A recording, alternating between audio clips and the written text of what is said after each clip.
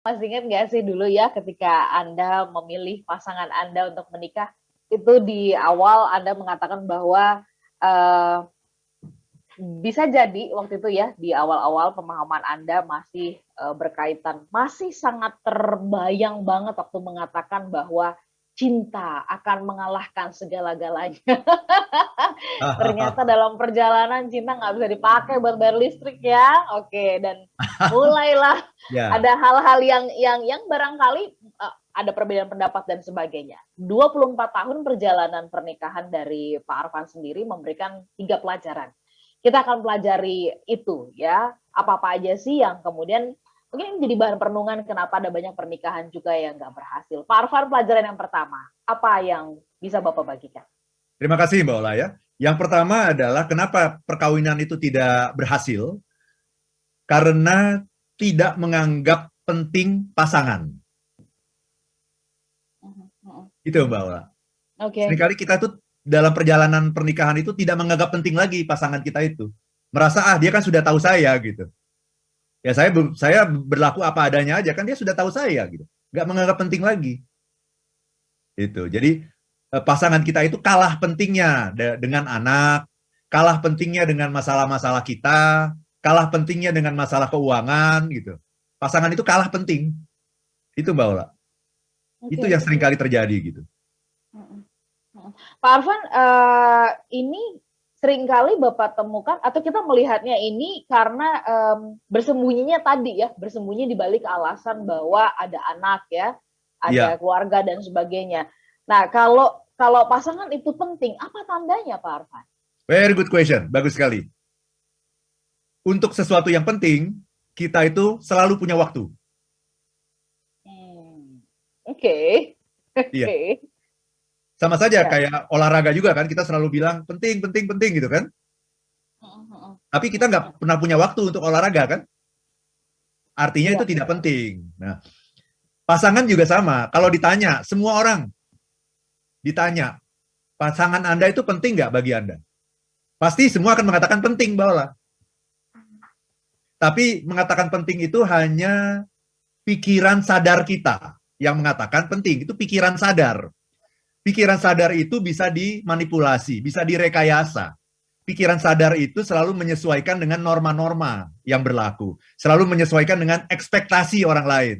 Kan ekspektasinya kalau ditanya, istri Anda penting nggak bagi Anda? Suami Anda penting nggak bagi Anda? Kan ekspektasinya kan mengatakan, iya penting, kan seperti itu. Itu pikiran sadar.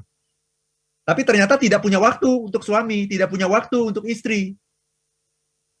Kenapa? Karena kehidupan kita ini bukan dikendalikan oleh pikiran sadar kita. Kehidupan kita ini dikendalikan oleh pikiran bawah sadar kita. Subconscious mind kita yang mengatakan, nggak penting. Lebih penting anak misalnya. Saya ingin mengatakan ya, di sini ini sebuah kesalahan mindset nih. Jadi begini, yang paling penting dalam pernikahan itu sesungguhnya adalah pasangan kita, bukan anak. Seringkali orang menganggapnya terbalik ya, yang paling penting itu anak, bukan pasangan kan seperti itu. Saya ingin mengatakan begini, se-ekstrim-ekstrimnya anak, dia tidak bisa menghancurkan sebuah perkawinan. Sebandel-bandelnya anak, senakal-nakalnya anak, se-ekstrim-ekstrimnya anak, dia tidak akan pernah bisa menghancurkan sebuah perkawinan. Yang bisa menghancurkan perkawinan itu adalah suami atau istri. Karena ketika perkawinan itu dibentuk, lembaga keluarga itu dibangun, kan yang membangun itu founding fathers-nya kan dua orang ini. Anak kan tidak ikut-ikut. iya, iya. Iya, Anak itu iya betul. hanya konsekuensi kan, hanya yang lahir sesudah itu. Anak itu tidak pernah punya komitmen apapun gitu. Di dalam Jadi pernikahan ya. betul. Jadi ketika kita ingin mempertahankan pernikahan, kita harus kembali kepada asal usulnya, kembali kepada awalnya. Founding fathers-nya adalah suami dan istri, bukan anak. Anak itu nggak tahu apa-apa, anak itu akan ikut saja. Jadi yang paling penting untuk mempertahankan ya suami atau istri ini. Hanya dua orang ini yang paling penting untuk mempertahankan pernikahan. Anak itu tidak memainkan peran apapun dalam membubarkan sebuah perkawinan. Tidak ada kontribusinya anak. Keluarga juga. Ya, keluarga, mertua itu tidak ada perannya sama sekali dalam membubarkan perkawinan. Mempengaruhi bisa, tapi yang berkontribusi penuh untuk membubarkan perkawinan ya cuma dua orang ini. Ya, Nah, ya, makanya ya. kita harus selalu menganggap pasangan kita itu penting. Nah, apa cirinya orang yang menganggap pasangannya penting? Nomor satu, selalu ada waktu. Itu yang paling susah. Nomor dua, kita akan selalu berusaha untuk memenuhi kebutuhan pasangan kita. Ini bahwa ini juga seringkali disalahartikan. Selalu berusaha memenuhi kebutuhan. Kebutuhan apa? Ya semua kebutuhan. Karena pernikahan itu pada dasarnya adalah one stop service. One stop service. Jadi kebutuhan apapun dari pasangan kita harus selalu kita penuhi. Kenapa? Karena ini penting gitu. Karena ini orang yang paling penting dalam hidup kita. Orang yang paling penting itu adalah pasangan kita itu, Mbak Ola. Itu adalah stakeholder yang membangun pernikahan. Itu Mbak Ola. Oke, ya itu ciri dari orang yang kita anggap penting ya. Sebentar Pak Arfan, saya mau gali sebelum kita melangkah ke poin yang kedua ya. Tadi Bapak mengatakan untuk sesuatu yang penting kita punya waktu. Nah ini mungkin banyak yang mengatakan gini. Saya selalu nemenin istri saya selalu kalau pulang kerja gitu ya, saya ada kok di rumah ya, saya di samping istri saya gitu, atau sebaliknya ya, istri juga mengatakan gitu, saya pulang cepat kok, saya ada di rumah, saya nemenin suami saya begitu, saya ada di dekat dia gitu, kalau pergi-pergi saya temenin, kalau ada undangan saya temenin, saya siapin bajunya, saya siapkan sarapan ya, apalagi gitu, kebutuhan biologi saya juga penuhi dan sebagainya. Tapi ketika ditanya kepada pasangan, dia menganggap atau dia merasa bahwa pasangannya tidak di situ gitu. Kalau begitu nih Pak Arfan, ketika tadi Bapak mengatakan kita selalu punya waktu, ini waktu yang dimaksud ini gimana begitu? Very good question. Ya, jadi waktu itu seringkali hanya diartikan sebagai kehadiran secara fisik ya Mbak Ola ya. Tapi saya ingin mengatakan itu dulu sudah bagus itu. Itu saja tuh sudah bagus. Ya? Karena ada juga orang yang beranggapan bahwa yang penting kan aku selalu hadir di hatimu. Tapi aku nggak pernah ada di dekatmu. Tapi kan kamu selalu ada dalam pikiranku gitu. Itu juga salah juga gitu. Jadi yang harus dilakukan tuh nomor satu memang fisik dulu, itu dulu. Kan body, mind, and soul. Kan 3 itu. Body, mind, and soul. Body dulu. Jangan kemudian beranggapan walaupun aku selalu jauh darimu, tapi engkau selalu ada di hatiku dan pikiranku. Ya itu seringkali juga omong kosong gitu. Jadi nomor satu kehadiran itu fisik dulu. Ya, mau pikiran kemana-mana itu step berikutnya lah, ya, langkah berikutnya. Tapi kemudian kalau kita fisik sudah bisa hadir, berada di dekat suami kita atau di dekat istri kita gitu ya, baru kemudian masuk ke bagian yang berikutnya yaitu mind. Nah, pikirannya ini kemana nih gitu. Jangan sampai kita sibuk duduk deket-deketan, tapi semuanya sibuk dengan gadget masing-masing. Kan seringkali begitu yang terjadi selama ini. Sibuk dengan gadget, sibuk dengan orang-orang yang jauh. Nah, ini juga salah gitu. Jadi kita harus selalu punya waktu untuk berdua, ya, Mbak Ola. Jadi harus selalu ada waktu untuk berdua. Jadi waktu yang paling penting itu adalah selain waktu untuk sendiri, juga adalah waktu untuk berdua. Nah ini harus diluangkan waktu memang. Tidak perlulah misalnya harus kita honeymoon kedua gitu. Nggak harus begitu juga gitu. Itu nggak harus mahal kok. Itu bisa dilakukan di weekend, misalnya cari waktu untuk berdua, tidak diganggu dengan anak-anak, misalnya begitu. Jadi itu harus selalu dilakukan on regular basis. Jangan nunggu, nanti deh, tahun depan kita honeymoon. Jangan begitu, gitu. Tapi minggu ini pun kita bisa lakukan sesuatu. Kita pergi makan malam berdua, gitu. Seperti itu, Mbak Ola. Yang penting harus ada waktu yang diluangkan berdua. Oke. Dan present ya, hadir gitu ya. Hadir sepenuhnya, body, mind, and soul itu. Ya. Oke, Pak Arfan, kita melangkah yang kedua nih, ya pelajaran kedua yang menurut Bapak juga ini jadi bahan perenungan kenapa ada banyak sekali pernikahan yang nggak berhasil begitu. Ya, terima kasih Mbak Ola ya. Yang kedua yang membuat pernikahan itu tidak berjalan mulus, tidak mau mengerti. Ini yang paling membuat orang frustrasi itu Mbak Ola adalah ketika orang yang terdekat sama dia itu nggak ngerti siapa dia gitu. Itu paling bikin frustrasi Mbak Ola. Orang terdekat kita kok nggak ngerti kita ya gitu. Itu paling bukan hanya bikin frustrasi tapi paling menyakitkan gitu. Kenapa? Karena ketika kita menikah dengan seseorang Mbak Ola, kita memilih orang itu sebagai pasangan kita itu sebetulnya karena satu alasan. Bukan karena cinta. tapi karena orang itu bisa mengerti saya gitu. Ini orang ini bisa mengerti saya nih, ini dia yang ngertiin saya banget gitu. Sehingga ketika saya berada di depan dia, saya tidak harus menyembunyikan apapun. Saya bisa menjadi diri saya yang genuine. Saya bisa menjadi diri saya yang seutuhnya. Nggak harus pura-pura, nggak harus pakai topeng. Inilah saya gitu. Dan saya merasa aman dan nyaman karena saya dimengerti. Lawan dari dimengerti adalah dijudge.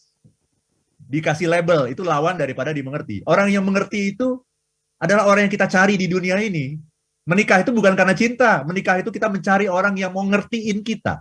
Dalam situasi apapun. Situasi senang dia mengerti, kenapa kita senang.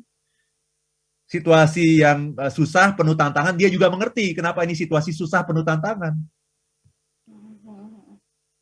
Jadi kita tuh menikah itu bukan karena orang itu cantik, pinter, sopan, berakhlak, berbudi, kaya, bukan. Tapi karena dia bisa ngerti saya gitu. Aku ingin dimengerti gitu, Mbak Ola. Oke. Itu lagunya kayak begitu tuh, judul lagunya tuh. Iya. Pak Arfan, nanti kita gali ya, kita coba bahas yang ketiga dan menajamkan yang kedua ini ya, juga, ya. Selanjutnya kami menantikan Anda bisa bergabung ya melalui WhatsApp kami di 0812 11 12 959 atau juga di YouTube di kanal Smart FM yang Anda bisa live chat di sana. Kami akan sambung kembali untuk satu sesi yang terakhir. Tetap bersama dengan kami dalam Smart Happiness. Selamat pagi untuk Anda yang ada di Banjarmasin dan juga Balikpapan. Apa kabar untuk Anda semuanya? Ya, dan Anda yang ada di Palembang, Pekanbaru, Medan, Surabaya, Yogyakarta, Jakarta, Depok, Tangerang, Bekasi, dan kota-kota di sekitarnya. Selamat pagi untuk Anda semuanya. Why marriage doesn't work? Ini yang menjadi topik bahasan kita dalam Smart Happiness kali ini ya. Dan tadi sampai di poin yang kedua, Pak Arfan mengatakan bahwa orang yang terdekat sama kita tuh nggak ngerti gitu kan. Itu sebabnya banyak banget pernikahan-pernikahan jadinya nggak berhasil. Pak Arfan, orang yang terdekat tidak mengerti ini seringkali menjadi sebuah tuntutan ya. Boleh nggak sih Pak Arfan jelaskan lebih dalam tentang mengerti ini tuh apa sih artinya gitu? Apakah saya kemudian menerima nih Pak Arfan, ya udah tahu deh Pak Arfan emang misalkan kelakuannya begini, ya udah deh saya tutup mata, diem aja begitu, atau gimana? Kalau mengerti itu artinya apa? Ya, silakan Pak Arfan. Oke. Nah, pertanyaan Mbak Ola tadi bagus sekali tuh Mbak Ola ya. Apakah kalau kita mengerti itu berarti harus menerima? No, tidak. Nah ini, orang juga seringkali salah mengartikan Mbak Ola antara mengerti dengan menerima. Ini dua hal yang berbeda. Mengerti itu artinya kita memahami orang itu. Memahami, bisa berempati dengan yang dia katakan, mau mendengarkan alasannya, mau mendengarkan latar belakangnya begitu. Ya. Tapi kalau menerima itu belum tentu. Justru dalam pernikahan itu kita harus menyamakan ekspektasi gitu. Jadi bisa jadi saya mengerti kenapa itu penting bagi kamu gitu. Kenapa misalnya membeli barang itu penting bagi kamu. Aku ngerti kenapa itu penting bagi kamu. Tapi saat ini kita tidak mempunyai uang lebih untuk kebutuhan seperti itu. Jadi kita ini lagi baru membangun keluarga, keuangan juga masih pas-pasan, kebutuhan juga masih banyak gitu. Jadi aku mohon kebutuhan itu ditunda dulu gitu. Aku mohon kamu mengerti gitu. Jadi kalau menerima itu berarti kita memenuhi semua yang diminta oleh pasangan, Mbak Ola. Dan itu juga tidak sehat. Apapun yang diminta kita, walaupun kita nggak setuju, kita nggak ngomong karena kita menerima. No. Gitu. Tapi kita mengerti kenapa itu penting bagi dia, kenapa membeli barang itu saat ini penting bagi dia, kita ngerti. Tapi kemudian kita tidak menyetujui itu gitu, Mbak Ola. Karena ada kebutuhan lain yang lebih penting. Nah, jadi tercipta dialog dengan cara seperti itu. Pengertian itu akan menciptakan dialog gitu. Dan pengertian itu yang mahal loh, Mbak Ola. Jadi nilai sebuah perkawinan, Mbak. Ya, 24 tahun itu apa yang membuat perkawinan itu bisa langgeng itu karena ada pengertian itu. Karena pengertian itu nilainya mahal. Nilainya gitu. Jadi ketika kita mengerti seseorang itu harga dari pengertian itu tuh luar biasa besar. Sehingga misalnya saya sudah mengerti istri saya 24 tahun ini, saya sudah memahami dia selama 24 tahun ini. Saya tidak ingin kehilangan itu. Karena itu adalah kekayaan saya yang sangat berarti bagi saya, itu memahami 24 tahun itu gitu. Saya tidak ingin kehilangan itu. Saya ingin bisa memahami nanti 25 tahun, 26 tahun, 30 tahun, 50 tahun. Itu harta aset intangible itu Mbak Ola. Jadi pengertian itu adalah kekayaan yang luar biasa besar gitu dalam sebuah perkawinan gitu. Ketika kita menyadari itu, kita tidak ingin kehilangan itu gitu. Sehingga perkawinan itu akan langgeng Mbak Ola. Itu harta kita yang sangat luar biasa itu, intangible asset Mbak Ola. Baik. Baik Pak Arfan, kita boleh beralih dulu ke poin yang ketiga. Saya khawatir poin yang ketiganya nggak tersampaikan ini. Silakan Pak Arfan. Jadi yang ketiga ya, kenapa perkawinan tidak berjalan mulus? Karena melanggar kepercayaan. Ini melanggar kepercayaan ya, karena kebutuhan yang primer dalam sebuah pernikahan itu adalah trust, yang namanya kepercayaan. Itu kebutuhan yang primer. Orang itu akan merasa tenang gitu kalau orang di sebelahnya itu bisa dia percaya. Apa itu bisa dipercaya? Tidak mengkhianati dia gitu. Jadi kita percaya nggak bahwa pasangan kita itu tidak akan mengkhianati kita, gitu ya. Jadi mengkhianati itu tidak harus selingkuh ya. Selingkuh itu udah puncaknya itu. Yang namanya pengkhianatan puncak itu adalah selingkuh. Tapi pengkhianatan kecil itu mulai dari berbohong, Mbak Ola. Ya, berbohong. Nah, yang menarik kadang-kadang kita niat bohong itu cuma sekali. Nggak apa-apa deh. Bohong sekali, bohong emang dosa sih. Tapi kalau bohong sekali kan ya dosa kecil lah kali gitu ya. Tapi yang menarik, ketika kita memulai kebohongan, akhirnya kita harus menutupi kebohongan pertama dengan kebohongan kedua. Dengan kebohongan ketiga, dengan kebohongan keempat, dengan kebohongan berikutnya, Mbak Ola.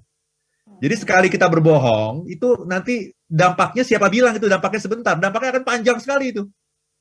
Dan akhirnya kita akan membuka peluang untuk menjadi orang yang berkhianat kepada pasangan kita gitu, Mbak Ola. Dengan kebohongan-kebohongan yang kita buat. Ada banyak sekali kebohongan, mulai dari kebohongan soal uang, kebohongan soal masalah-masalah dalam keluarga, dan sebagainya. Ada banyak sekali soal kebohongan ini. Ya. Pak Arfan, apakah itu disebut, ini saya suka mendengar seloroh dari teman-teman yang menikah ya, yang kemudian juga mengalami struggle dalam pernikahannya gitu. Menurut mereka kenapa itu disebut pengkhianatan ya kalau ketahuan, katanya begitu. Kalau nggak ketahuan ya namanya bukan pengkhianatan gitu. Itu gimana menurut tanggapan Pak Arfan? Padahal tadi Bapak mengatakan bahwa berbohong aja ya selingkuh adalah puncaknya. Ya itu juga kalau ketahuan juga ya, kalau enggak ya itu nggak bisa disebut seperti itu. Bagaimana tanggapan Pak Arfan mengenai hal ini? Ya, banyak orang yang melihat yang namanya perkawinan itu hanya dua pihak. Hanya suami dengan istri. Padahal sesungguhnya yang terjadi ketika kita mengikat janji, Mbak Ola, itu ada tiga pihak. Saya, istri saya, dan Tuhan. Coba kita lihat deh. Semua orang yang menikah, apakah dia menikah di masjid, apakah dia menikah di gereja, atau dia menikah dengan ajaran agama apapun, itu ada Tuhan yang ketiga. Orang seringkali lupa itu, Mbak Ola. Dia hanya menganggap, ya ini cuma berdua, sehingga ada hal-hal yang bisa saya sembunyikan dari pasangan saya. No, perkawinan itu pada dasarnya adalah ada suami, ada istri, ada Tuhan di sana. Karena kita menikah pun atas nama Tuhan. Itu Mbak Ola. Itu yang seringkali orang lupa gitu. Ya, kita menikah selalu atas nama Tuhan kok. Yang membuat semua yang tadinya tidak boleh menjadi boleh, yang haram menjadi halal. Itu semuanya dihalalkan atas nama Tuhan. Jadi perkawinan esensinya adalah hubungan tiga pihak. Suami, istri, dan Tuhan. Oke. Jadi kalau berkhianat, berarti sebenarnya yang dikhianati ini berurusan sama Tuhan ya Pak. Betul, iya. Iya. Oke. Baik, Pak Arfan, kita sampai di penghujung ya, karena ini adalah sebuah perenungan 24 tahun perjalanan Pak Arfan begitu. Saya mau, Pak Arfan mungkin ingin sampaikan apa sih gitu ya kepada Ibu Santi gitu 24 tahun ini, sebuah kebanggaan, keyakinan bahwa semakin cinta begitu, dan kemudian keyakinan untuk perjalanan berikutnya, atau apa yang ingin Bapak sampaikan? Kalau saya ngomong di sini, saya yakin saya akan menangis gitu. Oke. Tapi intinya yang ingin saya sampaikan adalah bahwa usia perkawinan itu adalah usia pemahaman. usia perkawinan itu adalah usia pemahaman. Jadi saya sudah mengenal orang ini 24 tahun. Gitu. Jadi saya akan merasa apa? Sayang kalau disia-siakan. Ini udah 24 tahun kok disia-siakan gitu. Sayang sekali karena semakin lama harganya semakin mahal. Udah 24 tahun, 25 tahun, 30 tahun, harganya semakin mahal. Dan itulah yang akan membuat perkawinan itu langgeng gitu. Karena kita lebih mengerti orang ini. Dan masih banyak hal-hal yang mungkin belum saya pahami. Saya masih curious sama istri saya. Ini Mbak Ola, saya masih curious loh. Saya masih pingin tahu nih apalagi nih gitu. Dan semakin curious saya itu dia akan menjadi sosok yang semakin menarik bagi saya karena saya semakin curious gitu. Itu Mbak Ola. Oke, baik. Mudah-mudahan curiousnya Pak Arfan juga sama dengan curiousnya Ibu Santi ya. Amin. Bayung bersambut lah begitu. Ya, amin. Baik. Kami doakan juga Anda semuanya yang saat ini sedang mengalami hal-hal yang barangkali sedang diperjuangkan dalam pernikahan itu akan menjadi pemenang ya. Kami doakan juga pernikahan Anda bisa langgeng sampai nenek kakek sampai Tuhan memisahkan. Sehat-sehat untuk Anda semuanya, sehat-sehat untuk Pak Arfan dan Ibu Santi. Salam kami. Minta maaf banget ya karena waktunya sangat sempit. Kita harus akhiri perbincangan kita. Terima kasih juga buat Anda yang ada di YouTube di akun Yami Rasa Yami, kemudian ada Pak Dodi yang juga bergabung dan juga Mas Taufan. Anda bisa kembali menyimak siaran kami ini ya di YouTube di kanal Smart FM. Kami simpan rekamannya dengan rapi. Saya Ola Nurlija. Dan saya Arfan Pradiansyah. If you not be happy, be happy now.